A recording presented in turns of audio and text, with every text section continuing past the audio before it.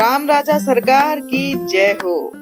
तो अपनी seat belt बांध लीजिए क्योंकि हम आपको लेकर चल रहे हैं बुंदेलखंड की शान ओरछा।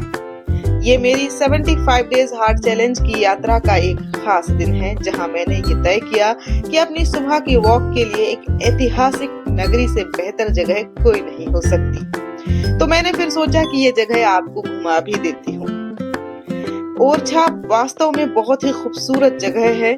बेतवा नदी के किनारे बसा ओरछा का इतिहास 16वीं शताब्दी से शुरू होता है। यहाँ की हर एक ईंट, हर दीवार सदियों पुरानी कहानी सुनाती है। 75 डेज हार्ट चैलेंज में मेरी सुबह की वॉक का लक्ष्य सिर्फ फिजिकली फिट होना नहीं बल्कि इन शांत ऐतिहासिक जगहों पर आकर अपने दिमाग को शांत करना भी है। जी हाँ, आपने बिल्कुल सही सुना। देखिए ये खूबसूरत नजारा कितना खूबसूरत है, तो इसके बीच मन कैसे शांत नहीं हो सकता है। जहाँ लोग जिम में ट्रेडमिल पर भागते हैं, वहीं हम अपनी वॉक कर रहे हैं ओरछा किले के परिसर के विशाल दरवाजों के बीच में, नदी के किनारे। ये अद्भुत नजारे हैं, इसे देखकर मन खुश हो जाता है। ये इतनी शुद्ध नदी है कि इसे देखकर मन करता है कि यहाँ घंटों चलते रहो। आप कितना भी चल लें, थकान महसूस ही नहीं होती है और मन करता है कि इस ताजी हवा में यूं ही सांस लेते रहे। तो नदी के किनारे चलना मन को तो शांत करता ही है, आपको भी फिजिकली फिट करता है। और आपको जब जो चीज अच्छी लगती है करना तो आप खुश हो जाते हैं। देखिए कितने श्रद्धालु यहाँ आए हुए हैं नहाने के लिए। कहते हैं कि नदियां पाप धोती हैं, लेकिन मेरा मानना यह है कि जरा ध्यान से, क्योंकि हम इन धरोहरों की रक्षा करेंगे, अपनी नदियों को साफ करेंगे तो निश्चित तौर पर ये हमें आगे चलकर भी फायदा ही देने वाली है। ओरछा में घूमने के लिए बहुत सारी जगह है। आप ओरछा में राम राजा मंदिर जा सकते हैं। इसके अलावा आप यहाँ बहुत सारे महल घूम सकते हैं। नदी के किनारे आप वॉक कर सकते हैं और नदी में आप जाकर नहा भी सकते हैं। इस नदी को देखिए कितना खूबसूरत है। आप बीच में पत्थरों के सहारे होते हुए नदी में पहुंच सकते हैं, लेकिन मैं आपको सलाह दूंगी कि अगर आपको तैरना नहीं आता है तो फिर थोड़ा सा बच के रहे और दूर ही से ही प्रणाम कर लें, क्योंकि ये आपकी जान पर भी भारी पड़ सकता है। मैं सुबह सुबह की सैर पर निकली थी, पर देखिए श्रद्धालु यहाँ सुबह से ही आकर अपनी भक्ति के लिए तैयार हो रहे हैं। नहा धोकर राम राजा मंदिर के लिए दर्शन करने के लिए जाएंगे। तो आप ये मत सोचिए कि आप बहुत आगे चल रहे हैं और आप सुबह सुबह वॉक कर रहे हैं। लोग सुबह सुबह नहाने पहुंच गए और इस समय जब मैं यहाँ गई बहुत सर्दी भी थी और पानी भी ठंडा तो होगा ही। हालांकि मैंने छूकर नहीं देखा, लेकिन सुबह की जो ताजगी में जो हवा महसूस हो रही थी वो बहुत ठंडी थी, बहुत अच्छा लग रहा था। तो नदियों को साफ करना भी हमारी जिम्मेदारी है। जब हम यहाँ आते हैं, नहाते धोते हैं, तो जो गंदगी अपने साथ लेकर आते हैं, पूजा की भी कई लोग सामग्री लाते हैं, कुछ विसर्जन करना है, कुछ लोग शौच के लिए भी चले जाते हैं, तो ये ना करें।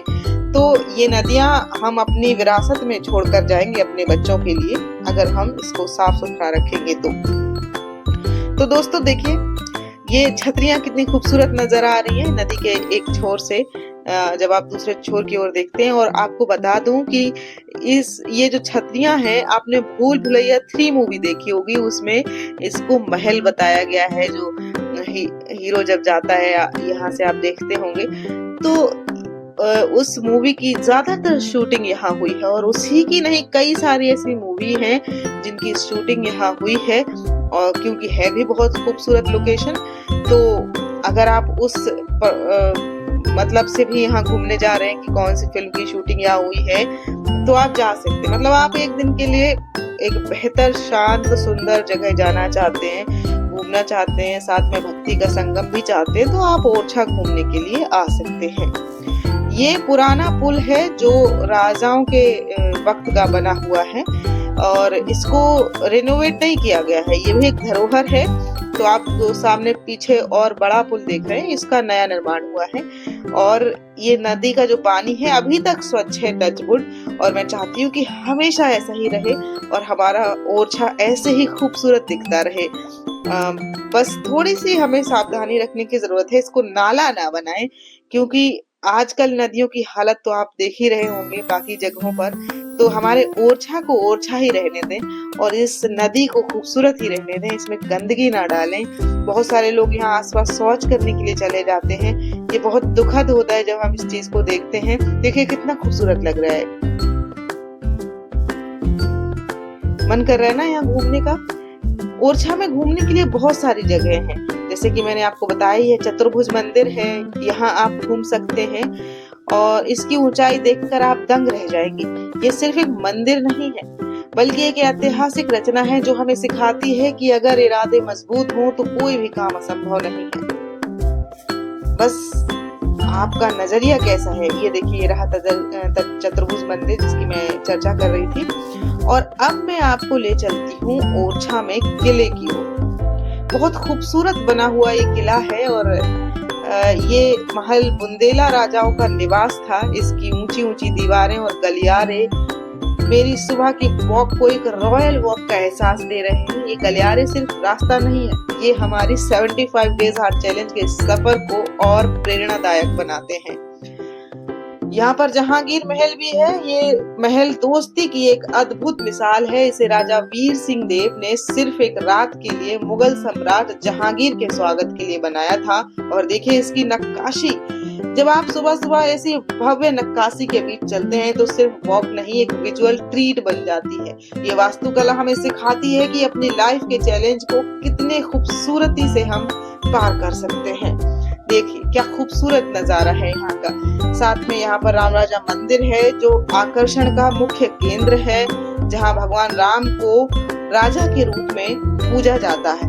और आप मेरी वॉक के दौरान इस जगह की शांति महसूस कर सकते हैं। मेरा 75 डेज हार्ट चैलेंज का एक नियम है रोज अपने लिए 10 मिनट शांति से बैठना, और इस जगह की वाइब्स उस नियम को पूरा करने के लिए बिल्कुल परफेक्ट है। तो कैसा लगा आपको मेरे साथ ओरछा का ये सफर, ये जरूर बताइएगा। क्या आपको ओरछा पसंद आया? क्या आप ओरछा के बारे में कुछ और जानना चाहते हैं? ये आज के वीडियो में मैं आपको ओरछा की खूबसूरती दिखा रही हूँ। मैं इसके पार्ट 2 में लेकर आऊंगी कि इसकी डार्क साइड क्या है, तो वो भी आपके साथ शेयर जरूर करूंगी, क्योंकि हर सिक्के के 2 पहलू होते हैं। आप मुझे ये बताएं कि आपको ये ओरछा और 75 डेज हार्ट चैलेंज का कॉम्बिनेशन कैसा लगा, हमें कमेंट्स में जरूर बताएं। कई बार हम सोचते हैं कि इस तरह का जब कोई चैलेंज हम ले लेते हैं तो फिर हम कहीं घूमने नहीं जा सकते। हालांकि ये मेरा तो मायका है, मैं कभी भी यहाँ जा सकती हूँ, लेकिन थोड़ी सी दिक्कत होती है। आपको पूरा प्लानिंग के साथ जाना होता है कि कब कौन सा टास्क आप करेंगे, कहाँ करेंगे और कैसे करेंगे।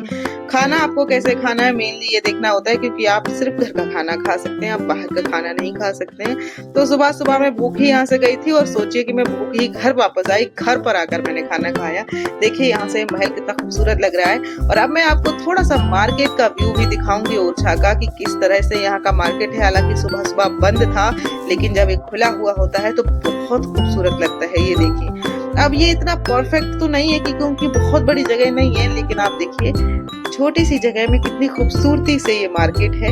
अभी बंद है, सड़कें खुली हुई हैं, तो हम बहुत आसानी से जा रहे हैं। बाकी टाइम में यहाँ बहुत ट्रैफिक भी हो जाता है। तो मुझे लगता है कि आपको आज का ये वीडियो पसंद आया होगा। आप कमेंट्स में जरूर बताएं कि आपको क्या अच्छा लगा। अब मेरा वक्त हो रहा है इस कार्यक्रम से विदा लेने का। फिर मिलेंगे एक नई सीरीज में, मतलब इसी के पार्ट 2 में मिलूंगी और बताऊंगी ओरछा की डार्क साइड को। तब तक के लिए अपना ख्याल रखिए, खुश रहिए, मुस्कुराते रहिए और मेरे चैनल को सब्सक्राइब किए बिना कहीं मत जाइए। वीडियो अच्छा लगा हो तो चैनल को